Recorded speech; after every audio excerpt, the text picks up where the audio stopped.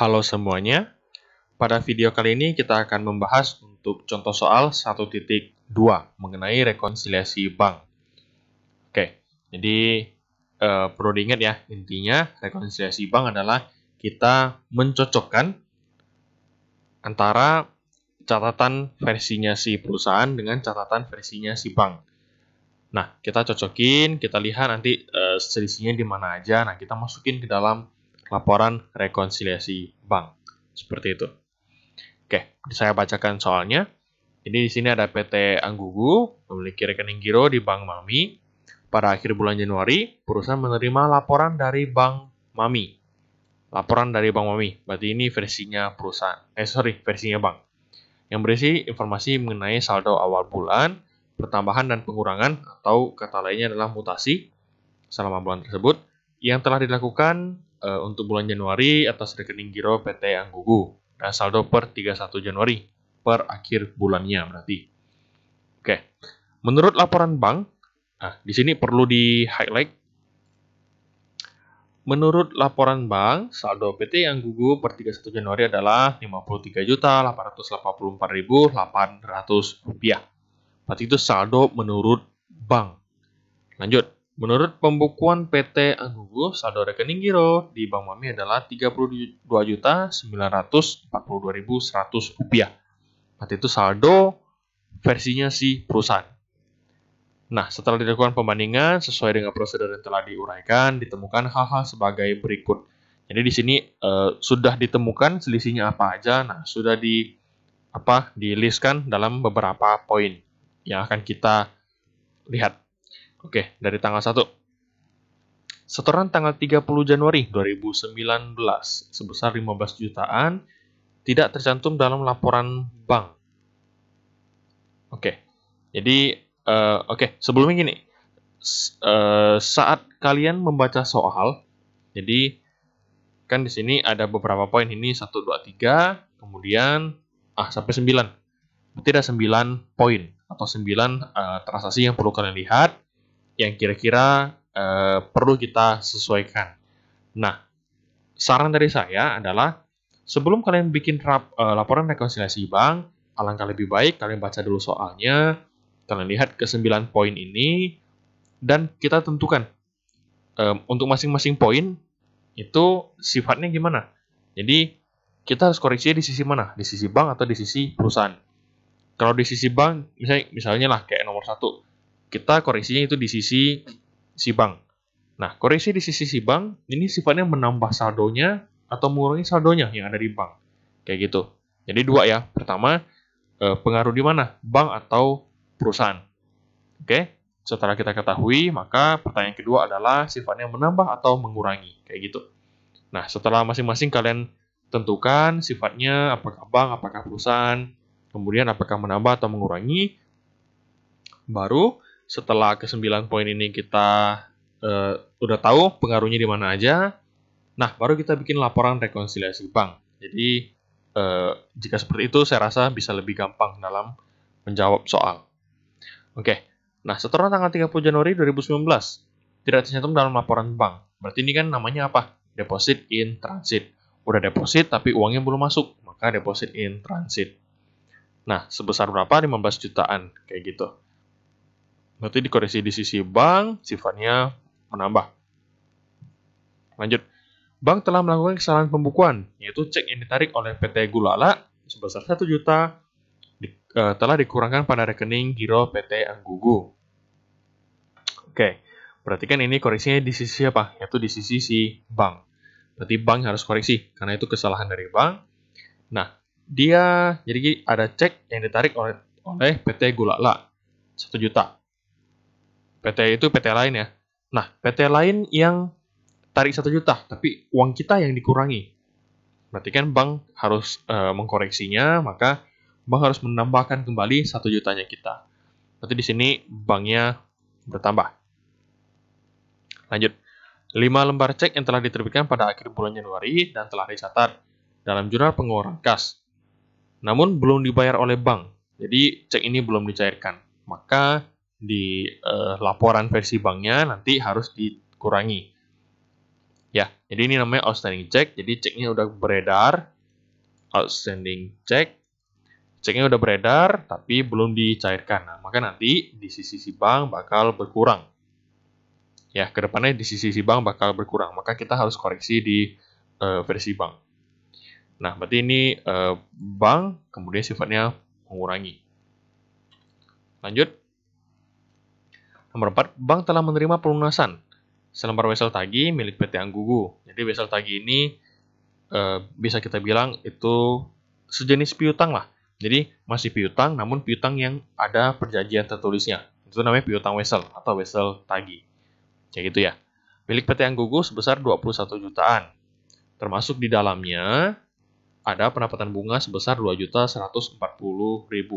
Jadi kalau piutang yang biasa itu tidak ada perjanjian apapun, telat bayar juga tidak ada bunganya. Oke. Nah, kalau kalau piutang wesel, piutang wesel itu perjanjian tertulis dan terdapat bunga di dalamnya. Ya, jadi piutang yang berbunga. Kalau kita biasanya kan jual barang ada piutang dagang, itu piutang yang tidak berbunga, piutang biasa. Oke. Berarti 21.140.000 termasuk di dalamnya pendapatan bunga. Berarti dari 21 juta ini, di dalamnya ada 2.140.000 itu pendapatan bunga, maka sisanya itu adalah piutang wesel. Nah, penerimaan dana ini belum dicatat oleh perusahaan. Jadi uangnya udah masuk ke bank, tapi perusahaan belum tahu apa-apa. Berarti yang harus koreksi adalah di sisinya si perusahaan, sini P, sifatnya adalah menambah, karena itu uang yang masuk. Kayak gitu. Lanjut, nomor 5. Laporan bank menunjukkan bahwa bank telah memberi bunga pada perusahaan. Oke, di laporan bank. Berarti bank di sisi bank sudah memberikan bunga kepada perusahaan. Jadi ada mengkreditkan saldo kita di bank. Dikreditkan berarti makin menambah saldo kita. Nah, berarti si perusahaan nih yang belum catat si bunga. Berarti kita harus koreksi di sisi perusahaan. Nah, sifatnya kalau bunga kan berarti kita terima bunga. Berarti uang kita bertambah. Berarti perusahaan bertambah. Lanjut, nomor 6. Cek nomor 333 sebesar 1.500.000 yang dibayarkan kepada PT Uciao. Berarti perusahaan kita yang bayar ke PT Uciao sebagai pelunasan hutang usaha telah dicatat dalam jurnal pengeluaran kas oleh PT Anggugu dengan jumlah 5.100.000. Oke, sehingga saldo buku menjadi terlalu rendah 3.600.000. Baik, di sini maksudnya adalah kita bayar nih ke supplier kita misalnya. Kita bayar supplier kita atau simpelnya gini, kita bayar hutang deh. Nah, kita bayar hutang sebesar 1.500.000. Ya, uang yang keluar itu 1.500.000. Maka saldo yang harusnya kita kurangi juga 1.500.000. Namun sama si akuntingnya dicatat nih, uang yang keluar bukan 1.500.000, melainkan 5.100.000. Kayak gitu. Jadi uangnya yang berkurang harusnya cuma 1.500.000, tapi di sini yang berkurang itu 5.100.000. Berarti yang kelebihan banyak dong. Nah, berarti kan harus kita koreksi. Berarti saldonya kita koreksi, yaitu sebesar 3.600.000. Jadi pengeluaran yang kita catatnya 5.100.000 harus kita ubah, kita koreksi kembali menjadi 1.500.000. Berarti sisinya 3.600.000 harus kita tambahkan kembali ke rekening kita. Karena sebelumnya kita kuranginnya malah kelebihan nih. Harusnya kurangi cuma 1,5, tapi malah kurangi 5,1. Berarti sekarang kita harus mengkoreksi dengan cara menambahkan kembali sebesar 3.600.000. Sebesar selisihnya. Oke, berarti ini di sisi perusahaan sifatnya menambah. Lanjut, nomor 7. Biaya admin bank bulan Januari 42.500. Kalau admin bank berarti kan bank sudah mengurangi saldo kita, cuman perusahaan yang belum catat. Berarti di sini sisi perusahaan yang harus mencatat. Biaya admin berarti sifatnya mengurangi. Lanjut. Pembayaran utang kepada kreditur sebesar 50.000 telah keliru dicatat dalam pembukuan perusahaan. Oke, kalau kita bayar utang ke kreditur kan harusnya utang pada kas. Jurnalnya seperti itu. Sebesar 50.000. Nah, bagian akuntansi PT Anggugu mencatat akun kas di sebelah debit dan akun utang sebelah kredit. Baik, kalian bayangin ya. Harusnya kan kita jurnal adalah utang apa nih? Utang usaha deh, atau saya tulis utang aja deh. Jadi di sini utang pada bank misalnya. Harusnya kan jurnalnya seperti ini. Ya, utang pada bank. Namun, yang dicatat oleh si akunting adalah bank di sini nih. Mencetak akun kas atau bank lah di sebelah debit dan akun utang usaha sebelah kredit. Berarti bank pada utang usaha. Oke. Terbalik nggak ini? Terbalik kan? Kalau kita bayar sesuatu berarti kan utang kita yang berkurang dan bank kita juga berkurang. Yang di jurnal sama si akunting malah bank yang bertambah, utangnya juga bertambah. Kayak gitu. Berarti yang harus dikoreksi adalah ada 2 tahap. Pertama, yang salah catat ini harus kamu netralkan dulu. Dengan cara apa? Dengan cara kamu menjurnal sebaliknya. Berarti kan utang pada bank sebesar 50.000. Oke, itu untuk kita netralkan. Berarti kan jadi 0. Yang awalnya kita catat bayar utang kepada kreditur 50.000, malah bank pada utang usaha. Malah bank kita yang bertambah. Berarti kan kita koreksi dengan pertama, nanti kita kurangi dulu 50.000. Maka saldonya kan jadi 0. Kemudian baru kita jurnal, kita mencatat jurnal yang sesungguhnya. Berarti kita catat utang usaha pada bank lagi. Maka ada 2 kali kita mencatat angka 50.000.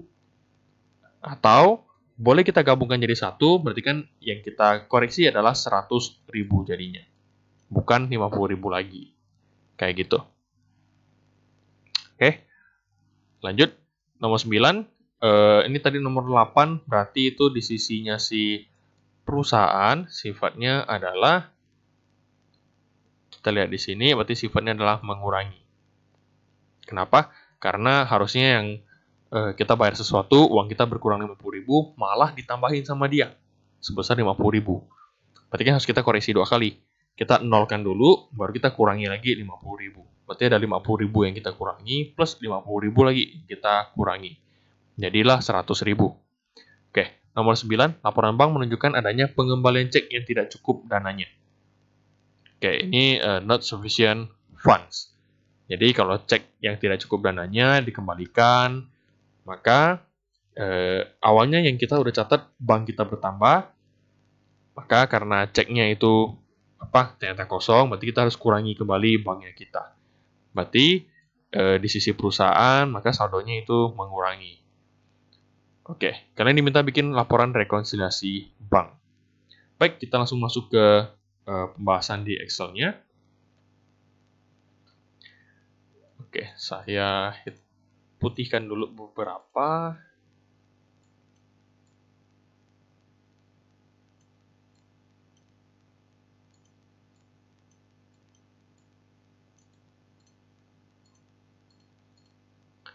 Oke, saya sudah putihkan. Nah, baik, kita masuk ke pembahasannya. Paling atas, kita akan diminta bikin laporan rekonsiliasi bank. Nah, paling atas, seperti biasa, kita tulis nama PT-nya, yaitu PT Anggugu, laporan rekonsiliasi bank, dan periodenya 31 Januari 2019. Oke, saldo catatan versi perusahaan. Saldo catatan versi perusahaan adalah sebesar menurut pembukuan PT. Berarti ini 32 942 100. 32 942 100. Saldo menurut bank itu sebesar 53 884 800. Di sini sudah dikatakan dengan jelas menurut laporan bank saldo giro sekian. Berarti itu udah versinya si bank. Oke, 53 884 800. Dari nomor 1. Ya, nomor 1 tadi kan kita sudah jawab itu bank yang bertambah. Berarti ini namanya deposit in transit. Oke, deposit in transit sebesar 15.916.300. Oke, lanjut. Nomor 2, tadi kita catatnya adalah bank bertambah. Berarti ini adalah kesalahan pencatatan. Oke, kesalahan pencatatan sebesar 1 juta. Baik, lanjut. Nomor 3, ada 5 lembar cek. Berarti outstanding cek. Nah, ini di sisi bank sifatnya mengurangi. Berarti kita tuliskan ke-5 cek tersebut beserta masing-masing nominalnya. Oke, berarti ini kita totalkan, dapatlah 16.916.300. Bagian pengurangan kita totalkan juga, dapatlah 13 jutaan. Nah, saldo catatan bank, tambahin dengan bagian penambah, kurangi dengan bagian pengurangan, dapatlah saldo bank yang benar. Oke, nanti kita cek di sebelahnya. Apakah sisi perusahaan juga sama saldonya? Nah, kita lanjutkan. 1, 2, 3 udah, lanjut ke poin 4. Poin 4, sisi perusahaan yang bertambah. Berarti ini apa? Oh, terima pelunasan wesel, piutang wesel. Berarti perusahaan yang bertambah. Penagihan wesel atau piutang wesel juga boleh, masalah, sebesar 19 juta. Kenapa 19? Karena di sini dikatakan 21 jutaan ini di dalamnya termasuk ada pendapatan bunga 2.140.000. Berarti bunga penagihan wesel kita pisah 2140, nah sisanya adalah piutang weselnya 19 juta. Ditotalkan hasilnya itu 21.140.000. Sama. Oke, perusahaan bertambah. Lanjut, nomor 5. Berarti perusahaan juga bertambah. Bertambah karena perusahaan mendapatkan bunga. Berarti pendapatan jasa giro atau bunga bank boleh 280, 100. Lanjut, nomor 6. Itu perusahaan yang bertambah sebesar 3.600.000. Kita koreksi untuk selisihnya. Berarti kesalahan pencatatan 3.600.000. Lanjut. Nomor 7, biaya admin bank, perusahaan yang berkurang. Berarti biaya administrasi bank 42.500. Lanjut. Nomor 8, itu perusahaan yang berkurang juga. Nah, kurangnya sebesar 100.000. Jadi, karena gini ya, beberapa mahasiswa pasti nanya, Pak, kenapa 100.000? Kenapa bukan 50.000?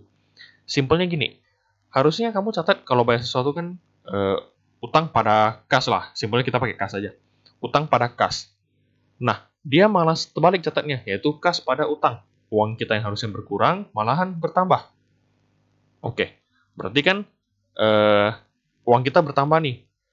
Maka cara yang kalau bertambah berarti plus 50.000. Sedangkan uang kita harusnya kurang atau minus 50.000. Nah, selisihnya berapa? Antara plus 50.000 dengan minus 50.000. Yaitu terdapat selisih sebesar 100.000. Atau kalau mau lebih gampangnya, uang kita bertambah 50.000. Padahal uang kita sebenarnya harusnya berkurang 50.000. Maka kamu harus clearkan dulu. Yang bertambah 50.000 ini kamu nolkan dulu. Kemudian kamu kurangi dengan 50.000. Baru yang nol ini kamu kurangi 50.000 lagi. Karena uangnya kan keluar 50.000.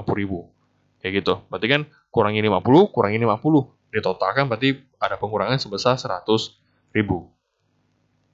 Gitu. Jadi di sisi perusahaan di sini berkurang. Keterangannya kesalahan pencatatan sebesar 100.000. Lanjut, terakhir. Laporan bank, ini sisi perusahaan yang berkurang karena ada cek yang tidak cukup dananya. Berarti 500 NSF, 520.000. Bagian penambahan kita totalin, bagian pengurangan kita totalin, dapatlah total akhir saldo kas yang benar sebesar 57.299.700. Sama kayak yang versinya si bank. Oke, berarti kemungkinan besar rekonsiliasinya sudah benar. Oke. Nah, selanjutnya karena laporannya sudah selesai, jangan lupa di sini dikatakan beserta jurnal yang diperlukan. Saya clear dulu deh. Nah, beserta jurnal yang diperlukan. Oke ya. Berarti kita tugasnya sekarang adalah bikin jurnalnya. Baik.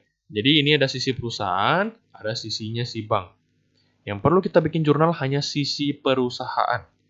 Karena kita adalah akuntingnya si perusahaan, bukan akuntingnya si bank. Kalau bank ya terserah banknya mau catatannya kayak gimana. Itu urusannya si bank. Intinya kita ngurus yang di sisi perusahaan. Baik. Dari yang paling atas dulu, terserahlah kalian mau jurnal penyesuaiannya gimana. Yang penting antara apa yang kalian tulis di sini sama yang kalian jurnal itu harus sinkron. Ya. Saya berurutan aja dari yang paling pertama 19 juta dulu. Berarti itu penagihan wesel, maka kas kita bertambah. Kalian mau pakai bank boleh, mau pakai kas atau setara kas juga boleh. Saya biar lebih gampang pakai bahasanya kas aja. Oke, nanti bertambah kan, maka kas selalu di sebelah debit. kas bertambah pada piutang wesel sebesar 19 juta. Lanjut, yang kedua, bunga penagihan wesel. Ini kan uang bertambah, berarti kas sebelah debit 2.140.000 pada pendapatan bunga wesel sebesar 2140. Oke, lanjut. Pendapatan jasa giro, berarti kan bunga bank. Berarti kas kita bertambah 280.100 pada pendapatan bunga bank 280.100. Nah, kesalahan pencatatan. Kesalahan pencatatan jangan kalian jurnal kas pada kesalahan pencatatan. Jangan ya. Kesalahan pencatatan ini adalah keterangan. Sedangkan jurnal kamu harus mencari itu salah catatnya karena keterlibatan dengan akun apa. Kayak gitu. Oke, 3.600.000 tadi akun apa ya? Oke, yang nomor 6 itu hubungannya dengan utang usaha. Berarti di sini kita kas pada utang usaha 3.600.000. Lanjut, di sini kita catat ada bagian pengurangan itu biaya admin bank berkurang 42.500. Karena berkurang berarti kas kita di sebelah kredit. Oke, maka biaya admin bank berarti debitnya adalah biaya administrasi bank. Lanjut, ada kesalahan pencatatan di sini 100.000. Pengurangan berarti kas kita itu berkurang 100.000. Nah, sebelah debitnya berarti kan 100.000 juga. Akunnya akun apa? Oke, kita lihat. Yang tadi itu 100.000. Nah, ini nih. Akun apa? Itu hubungannya dengan pembayaran utang kepada kreditur. Oke, akunnya utang usaha. Berarti hubungannya adalah dengan utang usaha. Maka akun utang usaha itu sebelah debit 100.000. Lanjut, NSF berarti kan pengurangan 520.